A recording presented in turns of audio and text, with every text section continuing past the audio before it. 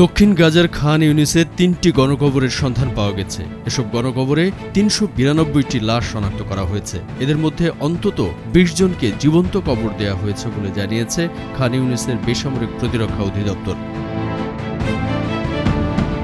২৫ April এসব তথ্য জানিয়ে অধিদপ্তরটি প্রধান আবু সুলাইমান আন্তর্জাতিক সম্প্রদায়ের প্রতি আহ্বান জানিয়েছেন যেন তারা গাজায় অবিলম্বে আগ্রাসন বন্ধে ইসরায়েলের প্রতি চাপ দেন। আবু সুলাইমান জানিয়েছেন, খান ইউনিসের নাসের হাসপাতালের পাশে গণকবরে ৩টি সন্ধানে পাওয়া গেছে। একটি এই হাসপাতালের মর্গের পিছনে, আরেকটি সামনে এবং অপরটি ডায়ালাইসিস ভবনের কাছে। গণকবরে পাওয়া লাশগুলোর মধ্যে মাত্র ৬৫টি তাদের স্বজনরা শনাক্ত করতে পেরেছেন। অনেক লাশ বিকৃত হয়ে গেছে। তিনি বলেন, গণকবরের লাশগুলো একসাথে স্তূপীকৃত অবস্থায় ছিল এবং লাশগুলোতে মাঠ পর্যায়ে মৃত্যুদণ্ড কার্যকর এবং জীবন্ত কবরস্থ করার নমুনা রয়েছে। গণকবরে পাওয়া লাশগুলোর অন্তত ২০ জনকে জীবন্ত কবরস্থ করা হয়েছে বলে জানিয়েছেন ফিলিস্তিনি বেসামরিক প্রতিরক্ষার সদস্য মোহাম্মদ মুগির। তিনি বলেন, তাদের অনেকের হাত বাঁধা ছিল এবং কয়েকজনের সাথে মেডিকেল টিউব লাগানো ছিল। আমরা এমন অন্তত ২০টি লাশের ফরেনসিক পরীক্ষা করব, বিষয়টি পরিষ্কার হওয়ার জন্য। মুগির আরও বলেন, নাসের হাসপাতালের গণকবরে পাওয়া লাশগুলোর মধ্যে শিশুদের লাশও ছিল। তিনি এর পক্ষে ফটোগ্রাফ ও ভিডিও তথ্য সাংবাদিকদের কাছে সরবরাহ করেন।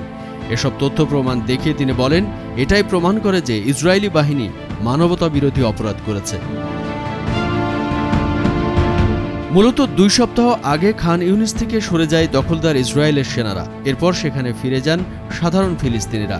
তারা গিয়ে দেখতে পান খান ইউনিসকে একটি ধ্বংসস্তূপে পরিণত করেছে। তাদের বর্বরতা থেকে বাদ যায়নি হাসপাতালও। সাধারণ মানুষকে হত্যা করে হাসপাতালের পাশে মাটি চাপা দিয়ে রেখেছে তারা। এদিকে জাতিসংঘের মানবাধিকার বিষয়ক প্রধান ভলকার তুর্ক এই হত্যাকাণ্ডের স্বাধীন, কার্যকর ও স্বচ্ছ তদন্তের আহ্বান জানিয়েছেন। বেসামরিক নাগরিক বন্দীদের কারণ ছাড়া হত্যা করা একটি যুদ্ধাপরাধ বলেও মন্তব্য করেন তুর্ক।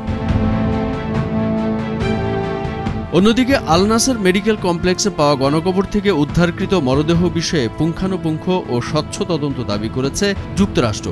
হোয়াইট হাউস জানায়, ইসরায়েলি অবরোধে ধ্বংস হওয়া গাজার হাসপাতালগুলোতে গণকবর আবিষ্কারের পর ইসরায়েলি কর্তৃপক্ষের কাছ থেকে উত্তর চায় যুক্তরাষ্ট্র। তবে গাজায় গণহত্যার কথা অস্বীকার করে ইসরায়েলি সেনাবাহিনীর মুখপাত্র মেজর নাদাব শোসানি বলেন, নাসেরের কবরগুলো কয়েক মাস আগে গাজাবাসীরাই খনন করেছিল। নিউজ ডেস্ক, ভোরের কাগজ।